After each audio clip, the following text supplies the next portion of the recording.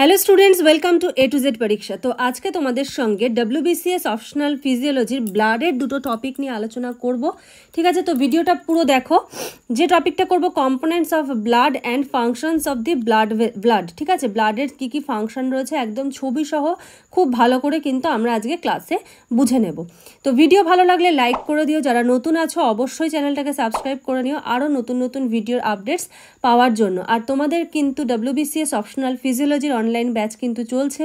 যারা যারা ক্লাসে জয়েন হতে চাও তারা স্ক্রিনে যে নাম্বার দেখতে পাচ্ছ সেই নাম্বারে যোগাযোগ করে সমস্ত ডিটেলস জেনে নিয়ে কিন্তু জয়েন হয়ে যেতে পারো। তো দেখো, কম্পোনেন্ট অফ ব্লাডের মধ্যে একটা ব্লাড স্যাম্পলকে যদি নিয়ে এখানে টেস্ট টিউবে নিয়ে সেন্ট্রিফিউজ করা হয় তাহলে যেরকম দেখতে লাগে, এই যে ওপর পোর্শনটা, এই ওপর পোর্শনটা কি, এটা হলো প্লাজমা। প্লাজমার মধ্যে কি কি রয়েছে? প্লাজমার মধ্যে রয়েছে water, আয়ন্স, proteins, nutrients, West, gases. ঠিক আছে, আর এখানে দেখতে পাচ্ছ হোয়াইট রঙের যে জায়গাটা সেখানে রয়েছে white blood cell plus platelet, আর বাকি নিচে হলো রেড ব্লাড সেল। এবারে এই কম্পোনেন্টটাকে যদি আমরা একটু ফ্লোচার্টের মাধ্যমে দেখি তাহলে আমরা কি কি পাবো দেখো। লিউকোসাইট, ঠিক আছে, লিউকোসাইট, দেন আসছে হলো platelet, erythrocyte. Leucocyte means white blood cell, WBC। এটা আবার দু ধরনের, গ্র্যানুলোসাইট, অ্যাগ্র্যানুলোসাইট। গ্র্যানুলোসাইটের মধ্যে কী কী পড়ছে? Neutrophil, eosinophil, basophil. ঠিক আছে, আর অ্যাগ্র্যানুলোসাইটের মধ্যে কী কী পড়ছে? আচ্ছা, এটা এখানে দেখানো নেই, দেখানো আছে যে লিম্ফোসাইট আর হলো মোনোসাইট। ঠিক আছে, অ্যাগ্র্যানুলোসাইটের আন্ডারে আসছে লিম্ফোসাইট আর মোনোসাইট। লিম্ফোসাইট আবার তিন রকম, T cell, B cell, NK cell. ঠিক আছে, আর এদিকে হলো এরিথ্রোসাইট, এটা মানে হলো RBC। তো এই গেল হলো কম্পোনেন্ট। যদি এক্সামে কোশ্চেন আসে তোমাকে কম্পোনেন্ট লিখতে কিন্তু এইরকম একটা ফ্লোচার্ট দেবে, দিয়ে কম্পোনেন্ট সম্বন্ধে লিখবে, মার্কস বুঝে লিখবে। যদি মার্কস বেশি থাকে, ধরো 5 মার্কস 7 মার্কস শুধু কম্পোনেন্ট থেকে থাকলো, তখন কিন্তু নিউট্রোফিল, ইওসিনোফিল, বেসোফিল এগুলোকে ডেসক্রাইব করতে হবে, প্লেটলেটকে ডেসক্রাইব করতে হবে, RBCকে ডেসক্রাইব করতে হবে। বাট যদি 2 to 3 মার্কস থাকে ডেসক্রাইব করার দরকার নেই, ছবিগুলো দেবে, এরকম ফ্লোচার্ট দেবে, এরকম একটা চার্ট দেবে, ব্যাস, তাহলেই কিন্তু কমপ্লিট। এবারে আসছে দেখো ফাংশনস অফ ব্লাড। ব্লাডের ফাংশনসের মধ্যে কি কি পড়ছে? 1 নম্বর ফাংশন দেখো কি বলেছে। বলেছে blood is a fluid connective tissue composed of 55% of plasma. ঠিক আছে, এখানে কি রয়েছে? 55% plasma and 45% formed elements including WBC, RBC and platelets. Since these living cells are suspended in plasma, blood is also known as fluid connective tissue and not just fluid. ঠিক আছে, এটাকে বাংলাতে কি বলা হয়? বাংলাতে বলা হয় তরল যোগ কলা। ঠিক আছে, বাংলাতে বলা হলো তরল যোগ কলা। নেক্সট দেখো বলেছে পরের ফাংশনটা কি বলেছে, provide oxygen to the cell. কোষে কোষে কি পৌঁছে দেয়? অক্সিজেন পৌঁছে দেয়। তো নোটসটা দেখার আগে আমরা আগে ছবিটা একটু ভালো করে বুঝে নিই। দেখো এই যে দেখতে পাচ্ছ এই জায়গাটা, এখানে দেখো রয়েছে হলো অক্সিজেন। ঠিক আছে, এই অক্সিজেনগুলো কোথায় চলে আসছে? রেড ব্লাড সেলে চলে আসছে। রেড ব্লাড সেল থেকে কোথায় চলে যাচ্ছে? অর্গ্যানসে চলে যাচ্ছে, লিভার, কিডনি, হার্ট এরকম জায়গায়। ঠিক আছে, এখান থেকে এটা চলে যাচ্ছে আবার, দেখো মানে অক্সিজেনগুলো সাপ্লাই হয়ে গেল।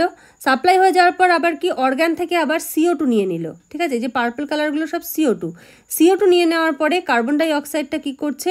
আবার লাংসে নিয়ে যাচ্ছে, লাংসের থেকে এটা আবার বাইরে বেরিয়ে যাচ্ছে। এটা হলো মূল কাজ। আচ্ছা, এবার দেখো এখানে ডেসক্রিপশনটা একটু বলেছে blood absorbs oxygen from the lungs and transport it to different cells of the body. The waste carbon dioxide moves from the blood to the lungs and is exhaled.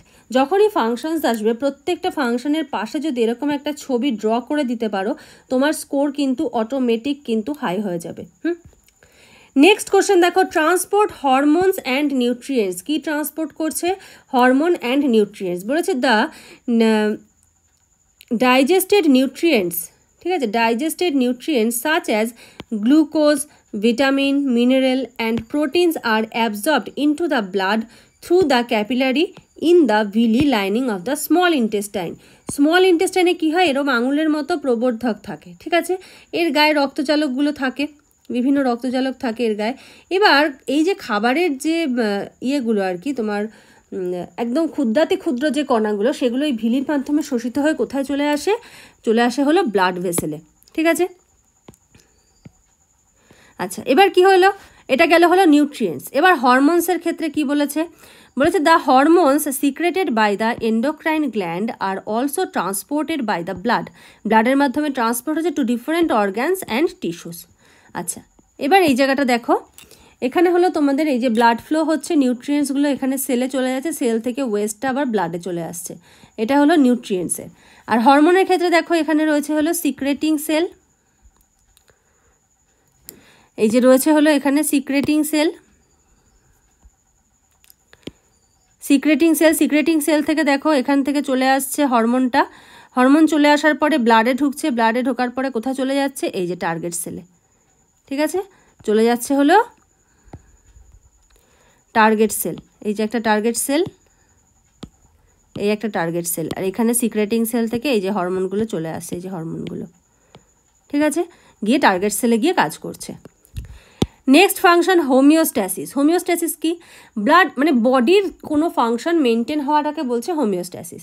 বলেছে blood helps to maintain the internal body temperature by absorbing or releasing হিটটাকে absorb করে বা release করে কি করছে, বডির যে internal temperature সেটাকে মেনটেন করছে। বলেছে এটা দেখো বডির নর্মাল। ঠিক আছে, এবার যখন এটা খুব গরম হয়ে যাচ্ছে তখন কি কি ঘটনা ঘটছে, ভ্যাসোডাইলেশন মানে কি, ওয়াইডেনিং অফ ব্লাড ভেসেলগুলো প্রসারিত হয়ে যাচ্ছে, সোয়েটিং হচ্ছে, তারপরে হচ্ছে হলো হেয়ার্স লাই ফ্ল্যাট। আর এদিকে যখন ঠান্ডা হয়ে যাচ্ছে তখন কি হচ্ছে, ভ্যাসো কনস্ট্রিকশন, ন্যারোয়িং অফ ব্লাড ভেসেলগুলো সংকুচিত হচ্ছে, শিভারিং কাঁপুনি হচ্ছে, হেয়ার্স স্ট্যান্ড আপ, যে ঠান্ডায় গায়ে কাটা দেয় আর কি, সেরকম একটা ব্যাপার। তো এই যে ভ্যাসো ডাইলেশন আর ভ্যাসো কনস্ট্রিকশন, এটা মানে কি, এখানে কি হচ্ছে, এখানে হলো রক্তবাহগুলো সংকুচিত আর প্রসারিত হচ্ছে। সংকুচিত হলে কি হবে, ব্লাড অনেক কম পরিমাণে ফ্লো করবে, যেটা কি করছে, টেম্পারেচারটাকে কন্ট্রোল করছে বা মানে ধরে রাখছে। আর ওদিকে যখন হলো ওয়াইড হয়ে যাচ্ছে তখন ব্লাডের মাধ্যমে টেম্পারেচারটা রিলিজ হচ্ছে, প্রসারিত হচ্ছে, বেশি পরিমাণে রক্ত প্রবাহিত হচ্ছে। তো এই গেল হলো হোমিওস্ট্যাসিস। নেক্সট বলেছে blood clotting at site of injury. বলেছে the platelets help in the clotting of blood at the site of injury, যেখানে ইনজিউরি হচ্ছে সেখানে রক্তটা জমাট বাঁধতে কে হেল্প করছে, platelets along with the fibrin form clot at the wound site. দেখো ব্লাড ক্লটিং তো প্রথম কথা এইটুকু জায়গায় বোঝানো সম্ভব না, ব্লাড ক্লটিং একটা হিউজ প্রসেস, কিন্তু এখানে তোমাকে কোশ্চেনে কী চেয়েছে, functions of blood not the mechanism of blood clotting. তো সুতরাং এখানে অত ডিটেলসে লেখার দরকার নেই, জাস্ট এইটুকু লিখবে, লিখে এরকম একটা ছবি দিয়ে দেবে। দেখো ব্রোকেন ব্লাড ভেসেল, এখানে ক্লটিং ফ্যাক্টর প্রোথ্রম্বিন থেকে থ্রোম্বিন থেকে ফাইব্রিনোজেন থেকে ফাইব্রিন, ব্লাড ক্লট। এখানে দেখো অ্যাক্টিভেটেড প্লেটলেট, ভ্যাসো কনস্ট্রিকশন মানে রক্তবাহ, সেখানে রক্ত প্রবাহটা কমে যায়, যেই জায়গাটা কেটে যাচ্ছে, আর এখানে কি ফাইব্রিন মেশ হচ্ছে, ব্লাড ক্লটিং প্রসেস। এরকম একটা ছবি দেবে, জাস্ট একটু ডেসক্রাইব করবে, ব্যাস তাহলেই হয়ে যাবে। পরের পয়েন্ট কি বলেছে, transport of West to the kidney and liver. এবার এই যে ওয়েস্ট ম্যাটেরিয়ালগুলো কি করছে, ট্রান্সপোর্ট করছে কোথায়, টু দ্য কিডনি অ্যান্ড লিভারে আর কিডনিতে ট্রান্সপোর্ট করছে। বলছে blood enters the kidney where it is filtered to remove nitrogenous waste out of the blood plasma। এবার রক্তের মাধ্যমে নাইট্রোজেনজাত যে সমস্ত ওয়েস্ট সেগুলো কি বডি থেকে রিমুভ করার জন্য কিডনিতে গিয়ে সেটা কিন্তু ছাঁকনি হচ্ছে। The toxins from the blood are also removed by the liver. এবার বডির যে সমস্ত টক্সিন খারাপ জিনিসগুলো আছে সেগুলোকে পিউরিফাই করছে লিভার, আর নাইট্রোজেনাস যে ওয়েস্ট ম্যাটেরিয়াল সেগুলোকে পিউরিফাই করছে কিডনি। সেম একটা ছবিতে যদি কিডনি আর লাংস আঁকতে না ইচ্ছা করে, ছবিতে কি করবে, এরকম একটা বক্স করবে, লিখবে হলো লিভার, দিয়ে অ্যারোগুলো যেন একই থাকে, এরকম একটা বক্স করবে, লিখবে কিডনি। ঠিক আছে, তাহলেই হবে। তোমাকে অ্যাপ্রোপ্রিয়েট লিভারই আঁকতে হবে, অ্যাপ্রোপ্রিয়েট কিডনি আঁকতে হবে, এরকম কিন্তু কোনো মানে নেই। মোটামুটি ছকের আকারে যদি তুমি বুঝিয়ে দাও তাহলেই কিন্তু হয়ে যাবে। এখানে ধরো লিখে দিলে বক্স করে লাংস, এখানটা বক্স করে লিখে দিলে হার্ট, ব্যাস। বাকি অ্যারো আর লাইনগুলো তা এক থাকলেই হয়ে যাবে, কোনো সমস্যা নেই। Next, protection of the body against pathogen মানে কি, ফরেন পার্টিকেল যেগুলো আছে সেগুলোর অ্যাগেনস্টে বডিকে প্রোটেক্ট করা। কি বলেছে, দ্য হোয়াইট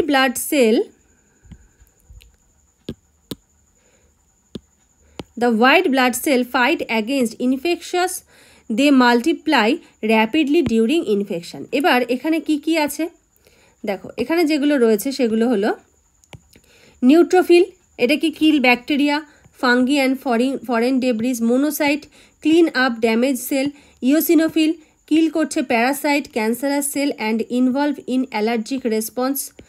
তারপরে হলো lymphocyte help fight viruses and make antibodies, basophil involved in allergic response. তো এই যে ফাংশনগুলো, এই ফাংশনগুলো থেকে কিন্তু এমসিকিউ চলে আসে, এগুলোও কিন্তু ভালো করে করে রাখবে, ঠিক আছে। তো এই যে composition and functions of the blood, এটা কিন্তু খুব ইম্পর্টেন্ট একটা কোশ্চেন, খুব ভালো করে কিন্তু কোশ্চেনটা রেডি করে নাও।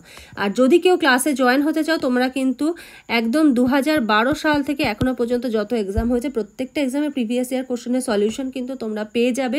তোমাদের নতুন করে তৈরি করতে হবে না, কষ্ট করে খেটে তৈরি করতে হবে না, সেই পরিশ্রমের কাজটা আমি করেছি। যে প্রশ্ন উত্তর খুঁজে বইপত্র খুঁজে নোট তোমাদের জন্য তৈরি আছে, তোমরা শুধু নোটটা নেবে আর পড়বে আর লিখবে, প্র্যাকটিস করবে, ব্যাস, তাহলেই কিন্তু তোমাদের অপশনালের প্রিপারেশন হয়ে যাবে। অলরেডি আমার কাছ থেকে কিন্তু অপশনাল নিয়ে WBCS গ্রুপ এ গ্রুপ বিতে কিন্তু ক্র্যাক করেছে, সুতরাং ফিজিওলজি নিয়ে ক্র্যাক করা যায় না, এটা কিন্তু একটা ভ্রান্ত ধারণা প্রমাণ হয়ে গেছে। ওরা পারলে তোমরাও পারবে। খুব ভালো করে প্রত্যেকে প্রিপারেশন নাও। আজকের মতো ভিডিওটা এখানেই শেষ করছি, নেক্সট ভিডিওতে আবার তোমাদের সঙ্গে কথা হবে, দেখা হবে। আজকের মতো এইটুকুই, থ্যাংক ইউ।